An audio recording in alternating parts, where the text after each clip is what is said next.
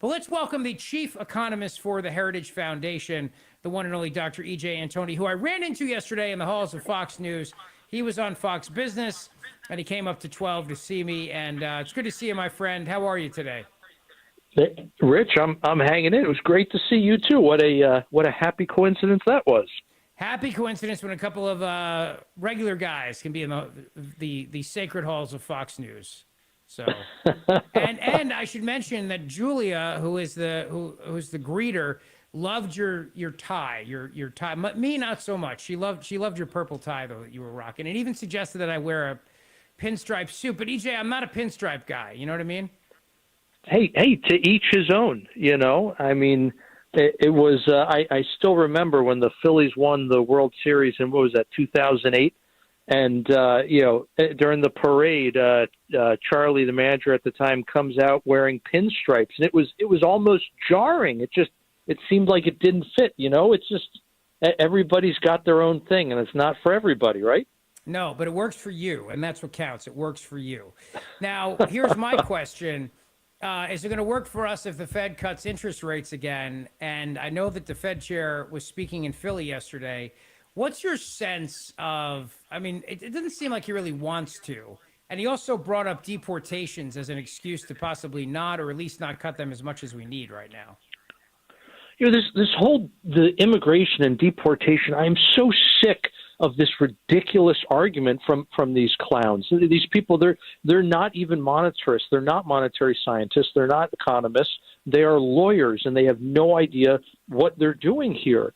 Look, if decreasing immigration is going to somehow cause inflation, then why didn't the huge influx in immigration, the huge increase in immigration, why didn't that cause deflation under Biden? Right. Instead, it was exactly the opposite. So you can't tell me that removing all of these people is going to cause prices to spike dramatically when bringing them here in the first place didn't cause prices to go down dramatically. It all goes back to this fallacy, Rich, where we make ridiculous assumptions like all of these people come here and work, none of them are on welfare, none of them commit crime, and none of them are using any kinds of social services, which is exactly what's happening en masse in California, where they are not only handing out driver's licenses, same thing in places like Minnesota, but they're automatically enrolling a lot of these folks for all kinds of welfare programs too. And so, but even if they weren't on welfare, again, they're still imposing costs on society. Their kids are still in schools paid for by our tax dollars. They're still driving on public roads paid for by our tax dollars, and they're still using hospital services paid for, again, you guessed it, by our tax dollars. So again, this whole idea that somehow getting illegal aliens out of the country is going to cause inflation doesn't even pass the smell test. It's just absolutely wrong. But going back to your, sorry, go ahead. No, just going back to your question on interest rates here, because this is even more important, I think. The problem here is that if all Powell is going to do is toy around with the one interest rate that he's really paying attention to, it's not necessarily going to filter down to broader market rates. This is exactly what happened in the fall of last year when they cut rates to try to give the stock market a good bump right before the election, because let's be honest, they were rooting for Kamala. When they did that, private market interest rates, things like the yield on treasuries, things like the interest rate on 30-year mortgages, they didn't go down by 100 basis points, which is what happened to the Fed rate. Those private market rates went up by 100 basis points. It had exactly the opposite effect because the Fed needs to move multiple levers at once if it really wants real-world interest rates to come down. I think a lot of people are wondering when mortgage rates will come down because I know a lot of people, myself included, actually, who'd love to refinance. I know other people, too, who would love to be able to either buy a new home or at least maybe buy their first home. But interest rates right now, I even heard somebody even mentioned the other day they're beginning to tick up a little bit. Is that true? Or I should say mortgage interest rates? Sure. It depends, Rich, on which kinds of rates we want to look at, which markets, whether you just want to do fixed or variable, if you want to do 30-year, 15-year, or one of a dozen different other products we have. I mean, they're not moving at the moment. They're not moving up or down really appreciably. It's not like we've made a big leap in either direction over the past week or so. But whatever the case, if you really want those rates to come down, it's not that the Fed needs to be targeting an interest rate used by financial markets where banks are lending money to each other on a short-term basis.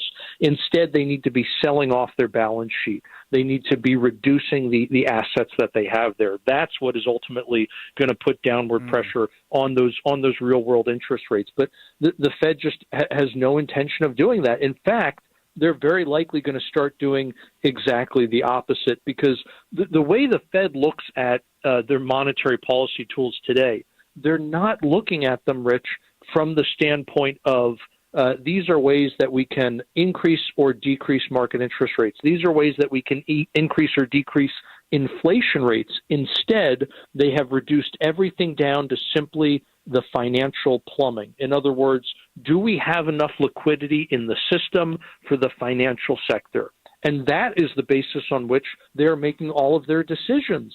And so, again, very soon they're likely to not only stop selling off the balance sheet at the anemic rate they are, but instead they're probably going to start adding back to the balance sheet, which is what got us into this mess in the first place.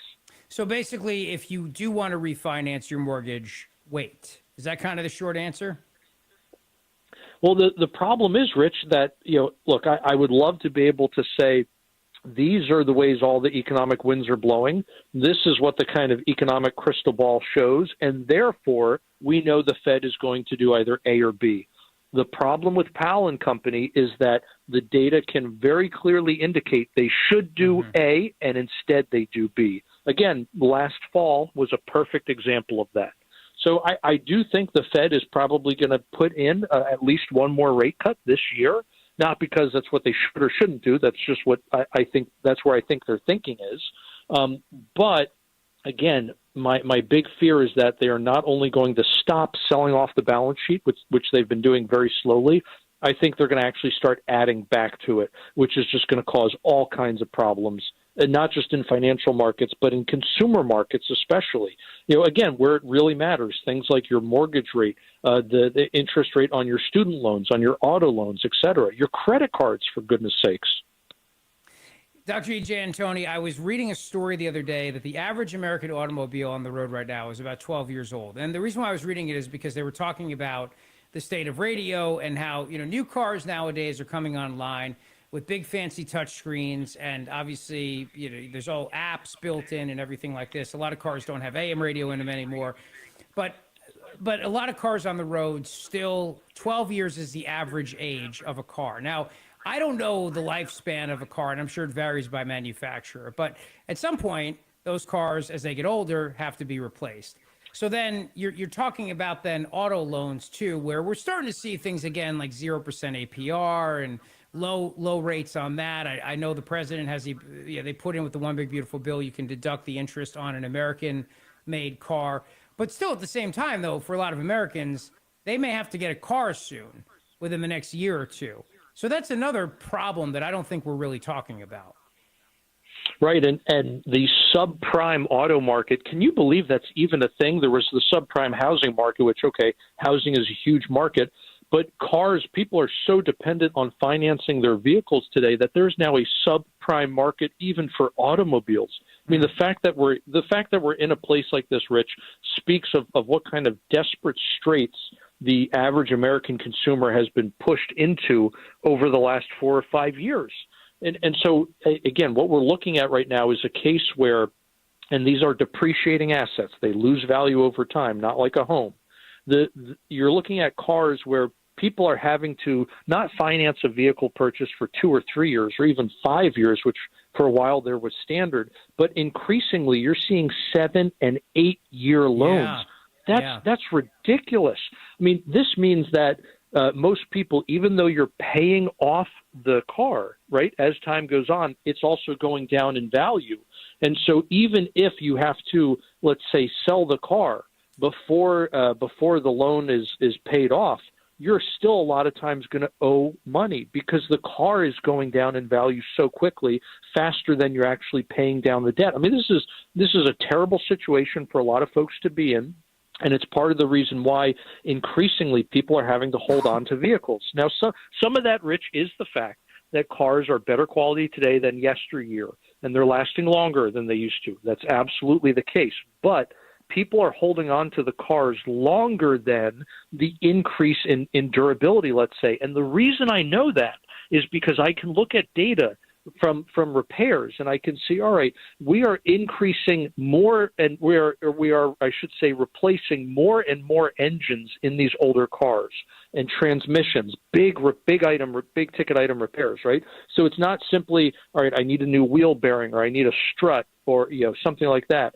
It's a big ticket item. I need to replace the engine, something that I never would have done before. You'd sell the car or junk it or whatever the case may be. But now because people can't afford to do that, they're having to do those repairs and hold on to the car longer. So it's not just the fact that you can get 200,000 miles out of an engine today instead of 100,000. It's that people are having to keep it past that 200,000 and still replace the engine because they can't afford the alternative, which is buying another vehicle. What's going to be the impact of China and their threats now that they're going to cut off all rare earth minerals to the United States? Well, it's not just to the United States, though, Rich. They're really threatening the entire world. And see, this is where the CCP, in stark contrast to a republic like we have here, where we have elected officials. Those elected officials are ultimately beholden to the American people. That's not the case for the CCP. The lesson that they have learned whenever there's unrest in their country is they crush it. They double down. They don't apologize. They don't change course.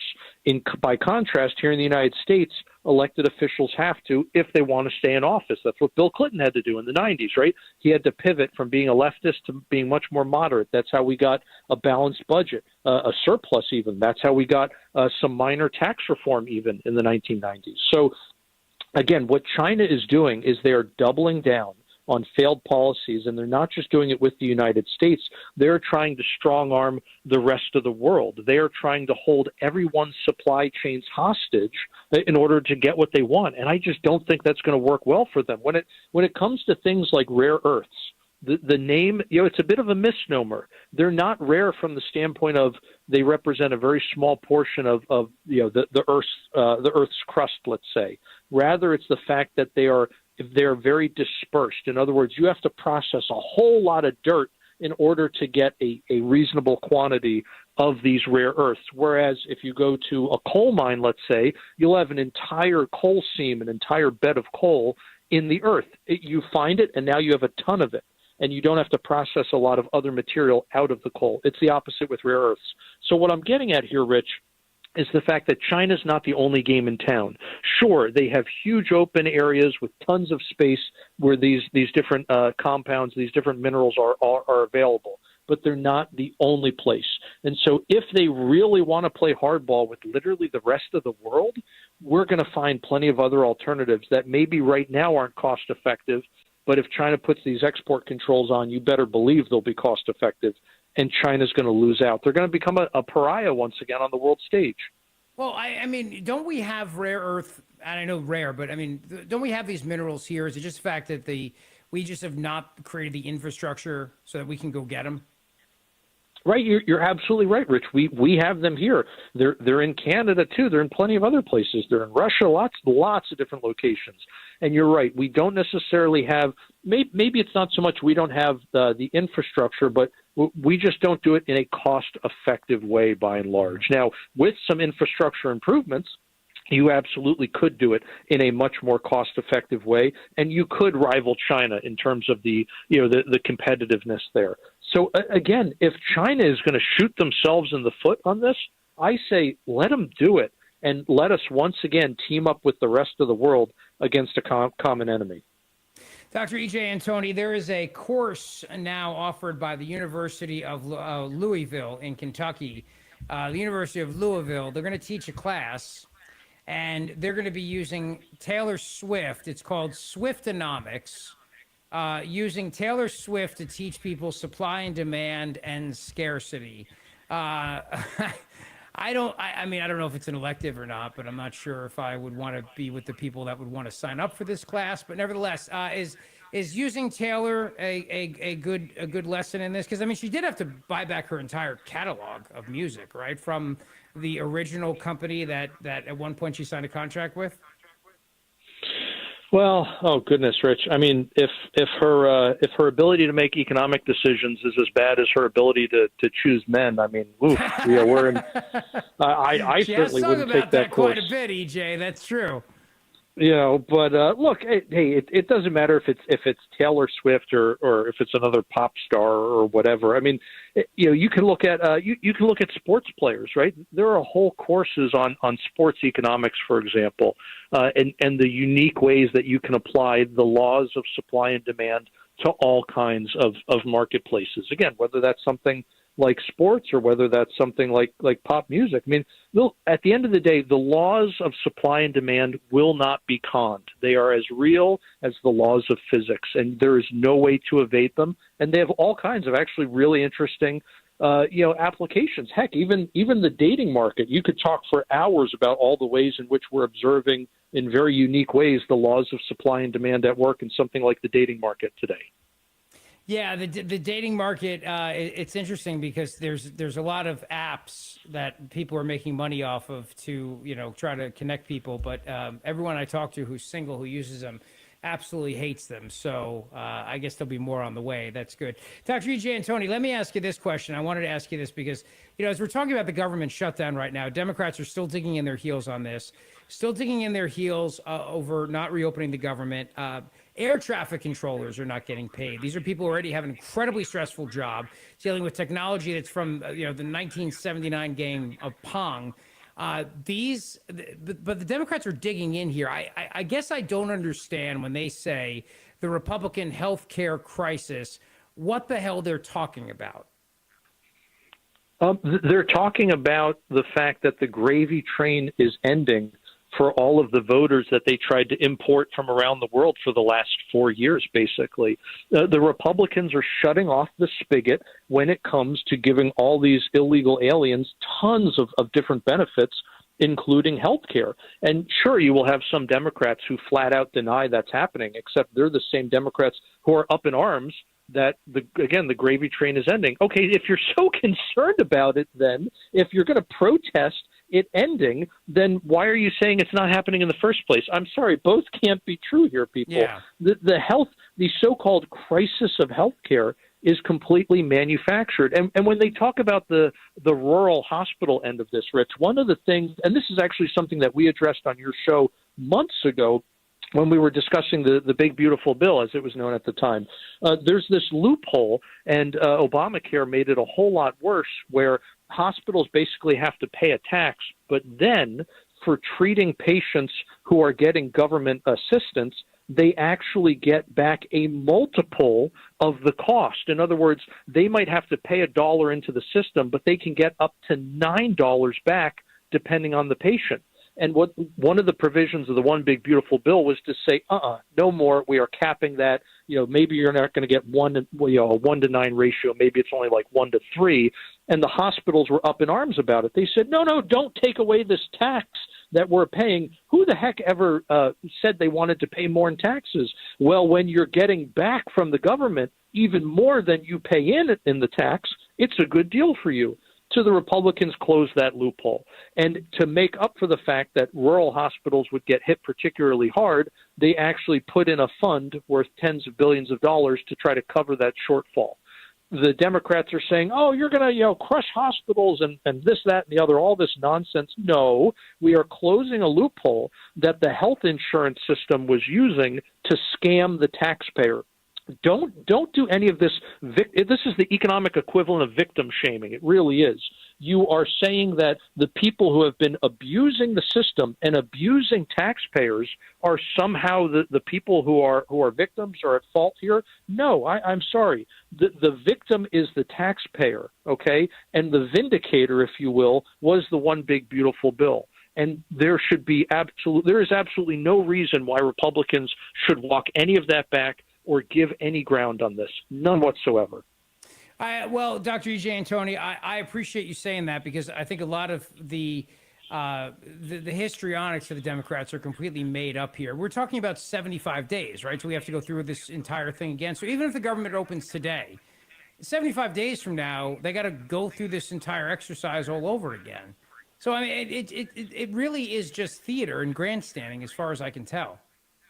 Oh, 100%. And look, at the end of the day, much like China, actually, these folks are not negotiating in good faith. The Democrats, and actually not just the Democrats, because there are some Democrats who crossed over, who did want to say, okay, let's do a clean CR and give ourselves time to negotiate, right? But most of the Democrats, the vast majority of them, and then even some of the guys like Ron Paul, Rand Paul, we're basically saying, nope, we don't want to do it, and voted against the continuing resolution because they want to hold the military hostage. They want to hold the air traffic controllers that you mentioned, Rich. They want to hold them hostage. All these different folks, they want to hold them hostage to force the rest of Congress to give away all kinds of goodies to the special interests and to the donor class. I'm sorry, but we're done doing business as usual. It's not going to happen anymore. But that's what they want to do. If they really did want to negotiate in good faith, as you know, Rich, what they would do is pass that clean CR and say, okay, we're just going to continue with business as usual, and we will take this time, like you said, the next 75 days or whatever it may be, in order to have these negotiations so that we're not holding people hostage, so that we're not preventing any hardworking folks who keep us safe from getting paid, so that we're not jeopardizing those families' financial security. But that's not what they're doing. This is why everybody hates them. I mean, just the bottom line. This is why everybody hates them, because we can see through it. And it's pure grandstanding, and it's frustrating to have to keep listening to Hakeem Jeffries and Chuck Schumer when they're the ones who control the votes on this, not the Republicans, because the Republicans are all voting to open the government. It's Republicans and a couple Democrats like Fetterman and a couple others, but otherwise it's them, and yet they're still calling it the Republican shutdown. How the hell is it a Republican shutdown if all the Republicans are voting to open the government? I mean, I don't understand that. Exactly. And as difficult as it is, though, to have to listen to guys like Schumer and guys like Jeffrey just lie through their teeth day after day, the one upside is that now when you do have to watch them lie through their teeth, you can have a laugh because they're wearing sombreros and there's, a mariachi band playing in the background. So it's a moment of levity. It is, in fact, very, very entertaining. Well, it's great to have you back, my friend. It's always great to see you. Hopefully, I'll see you in New York again next week or whenever I get another chance to see you. But in the meantime, Dr. E.J. Antoni, follow him on X at Real E.J. Antoni, except no substitutes. He, of course, is the chief economist at the Heritage Foundation and our chief economist for the show. Thanks, buddy. Great to see you yesterday, and we'll talk soon. Great. Hey, thanks for having me, Rich.